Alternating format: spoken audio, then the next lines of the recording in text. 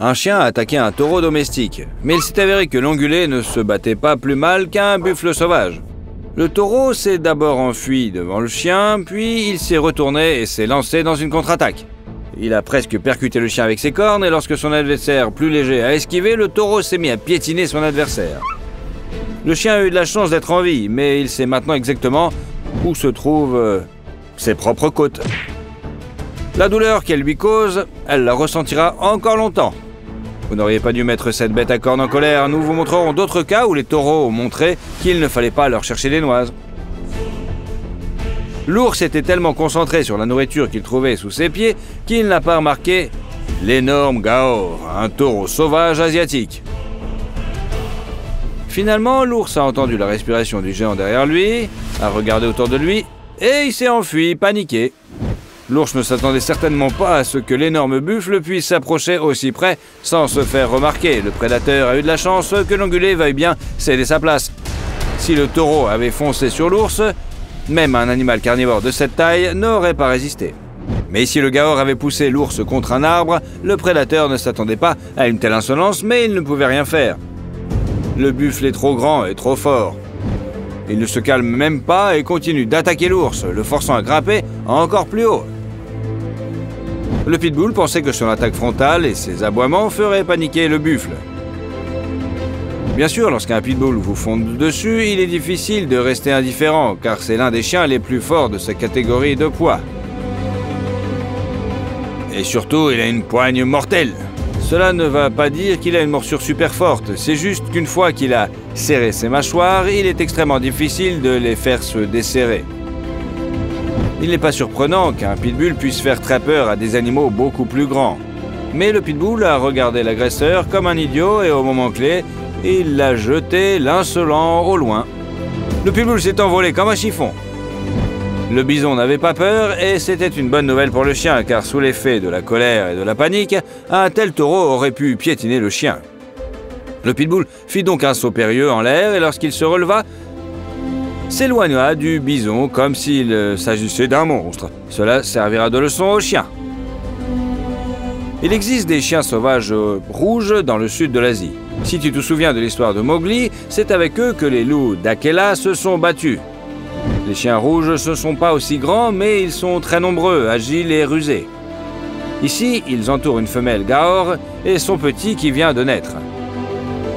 La mère domine le petit comme une montagne vivante, mais elle est prise dans un cercle. Il y a une douzaine de prédateurs. Et bien que les chiens rouges ne puissent pas sauter à la gorge du buffle, ils attaquent constamment de différentes directions pour distraire la mère et kidnapper le bébé. Mais les prédateurs ne savent pas qu'ils ont affaire. Les Gaor ont non seulement une force écrasante, mais aussi une excellente vitesse de réaction. La femelle réfléchit à la vitesse de l'éclair, les attaque des ennemis, puis revient et se bat contre le petit dès qu'un autre chien s'en empare. Le Gaor disperse littéralement les prédateurs et les fait fuir. Les chiens rouges, têtus, sont prêts à accepter le risque d'être frappés par les cornes et les sabots d'un ennemi aussi terrible, uniquement pour vaincre. Pour eux, ce bébé sans défense est un repas, suffisant pour la meute pendant au moins 2 jours. Cependant, l'endurance de la mère du veau constitue une surprise désagréable pour les prédateurs. Les chiens ne peuvent ni l'éloigner, ni la ralentir, ni la distraire. Elle se dresse menaçante au-dessus de son petit, ses pattes ressemblant aux colonnes d'un dôme protecteur. C'est une gardienne coriace, n'est-ce pas? Certes, lorsque la femelle fait un pas, elle ne peut pas frapper intentionnellement la tête du veau, mais c'est mieux que les crocs des canidés. Ce grand cerf pensait que ses bois ramifiés plus larges lui donnaient un avantage dans une confrontation avec un bison. Il faut reconnaître à ce combattant qu'il n'a pas peur d'un adversaire plus massif et qu'il passe audacieusement à l'attaque. En outre, le cerf peut vraiment compter sur ses bois. Ils sont énormes, puissants et solides. De nombreuses branches permettent de compenser, de répartir la force du coup porté de face, mais aussi de couvrir la bête sur le côté. Pour bloquer l'attaque de l'ennemi sur le flanc, le cerf n'a qu'à tourner légèrement la tête sur le côté pour rencontrer l'une des pointes acérées de son ennemi. Les coups sont dangereux car ils peuvent endommager les organes internes, atteindre les yeux de l'ennemi ou même se planter dans son corps. Cependant, ne compter que sur les cornes et le courage dans un combat contre un taureau est une erreur. Les cornes du bison sont peut-être courtes, mais la bête elle-même est incroyablement forte et résistante. Le bison est environ 2 fois plus massif que le cerf et ne recule pas devant sa force. Dès la première attaque, il repousse facilement le cerf, puis lui donne une crampe à son adversaire, montrant ainsi qu'il s'est trompé de cible. Le taureau est enjoué, mais il domine son adversaire avec assurance. S'il l'avait voulu, il aurait probablement écrasé la résistance de son adversaire depuis longtemps, renversé le cerf et l'aurait tout simplement piétiné. Mais le bison préfère un ennemi digne de ce nom et se comporte avec dignité et retenue, ne menant pas le combat jusqu'à une fin fatale. Cependant, le cerf ne doit pas mettre à l'épreuve la patience d'un ongulé plus grand que lui. Si vous pensez que les bisons vainquent leur adversaire uniquement grâce à leur force physique, vous vous trompez. Ici, un très jeune mâle a affronté 3 cerfs matures et puissants en même temps. Chacun des rennes est plus grand que le jeune taureau, mais il ne se laisse pas faire. Armés de cornes ramifiées, les animaux attaquent et obligent le buffle à reculer. Mais il surmonte sa première frayeur. Il semble que le fait même de sa propre retraite lui soit devenu désagréable. Le bison passe alors à la contre-attaque par simple entêtement, pour montrer aux rennes qu'ils se sont trompés d'ennemis. Et bien sûr, le bison gagne. Il disperse un groupe de cerfs de 3 individus dont chacun est plus grand qu'un taureau. Ce genre de courage mérite votre like, n'est-ce pas?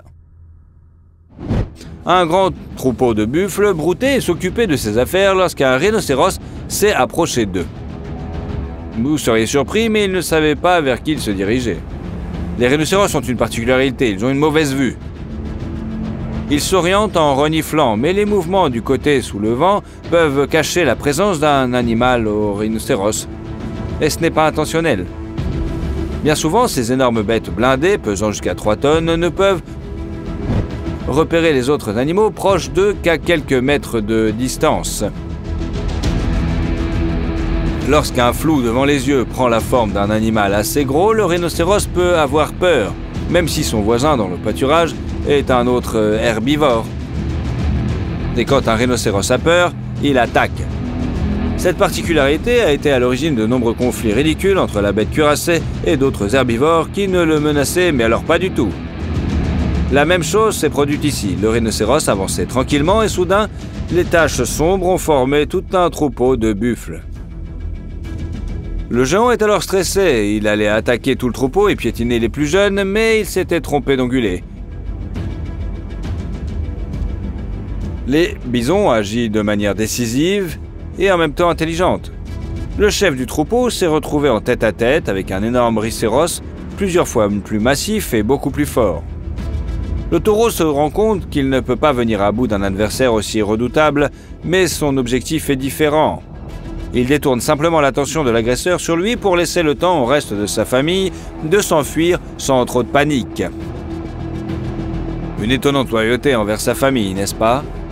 Le rhinocéros menace le taureau accepte les règles du jeu et les manœuvres commencent. Visuellement, le buffle semble être un adversaire égal au rhinocéros, mais c'est un bluff. Si l'animal plus massif se rend compte de sa supériorité, il renversera le buffle ou lui percera le ventre avec sa corne. En même temps, le taureau ne doit pas reculer, car sa tâche est de distraire son adversaire. C'est pourquoi les rivaux se tournent autour, s'attaquent prudemment, sans mettre toute leur masse dans les coups, et testent leur courage mutuel. Et en termes de courage, le taureau a gagné sans équivoque. Il a attendu que le rhinocéros quitte son militantisme, après quoi il s'en est allé prudemment vers ses proches sans perte ni dommages sérieux. La lionne pensait pouvoir tendre une embuscade au taureau, et si les ongulés se sentaient menacés, elle n'avait qu'à s'enfuir. La lionne se trompait. Les ongulés ne la laisseraient pas partir si facilement. La chatte ne savait pas à qui elle avait affaire. Le taureau avait non seulement montré à l'ennemi qu'il avait remarqué la présence d'une menace, mais ils avaient aussi été le premier à attaquer. La lionne se figea de stupeur. Elle ne s'attendait pas à une telle insolence, et le taureau en profita. L'ongulé attaqua le félin prédateur, le plaqua au sol d'un coup puissant, puis le souleva sur ses cornes. D'un geste puissant, le taureau jeta sur son dos la lionne découragée, qui s'effondra sur le sol. La féline prédatrice ne pouvait même pas envisager d'attaquer les taureaux. Elle a eu la chance de s'en sortir vivante et relativement indemne. La crinière empêche le lion de s'approcher furtivement de sa proie, mais s'il parvient à s'en approcher suffisamment, le mâle représente un danger même pour un jeune rhinocéros ou un éléphanteau. Pour un lion, abattre un taureau en tête-à-tête est une tâche difficile mais réalisable. Cependant, ce prédateur ne sait manifestement pas à qui il a affaire. Le lion ne sait manifestement pourquoi le buffle ne s'enfuit pas s'il a repéré l'ennemi à l'avance. La peur a-t-elle paralysé le taureau? Pas du tout, c'est juste que le buffle a confiance en sa force. Il est prêt à se battre contre le prédateur et cette confiance en soi n'est pas anodine. Le lion attaque. Il s'abat sur le taureau et tente de le mettre à terre, mais l'ongulé résiste au premier assaut. En guise de représailles, le buffle essaie de frapper le lion avec des pointes de cornes acérées et des mouvements brusques de la tête sur le côté pour lui déchirer la peau, l'accrocher et le faire tomber de son dos. Un lion expérimenté comprend ce danger et se tient à l'arrière de l'ennemi. Ses pattes greffues s'accrochent solidement aux flancs musclés du buffle, tandis que ses puissantes mâchoires s'agrippent à son dos. Le but du lion est de mordre à travers la peau, à la jonction de la colonne vertébrale et de la peau. Comme ça, c'est plus facile de paralyser ou de moins d'affaiblir sa victime. Mais le taureau est beaucoup plus fort et courageux que le prédateur ne le pensait. L'animal herbivore réagit de manière impressionnante et repousse le prédateur qui pèse plus d'un quart de tonne. En même temps, bien que le taureau lui-même soit plus lourd, une telle masse reste pour lui une grosse charge. Néanmoins, le taureau parvient à repousser l'attaque et à riposter. Le lion en a assez de cette danse et s'enfuit.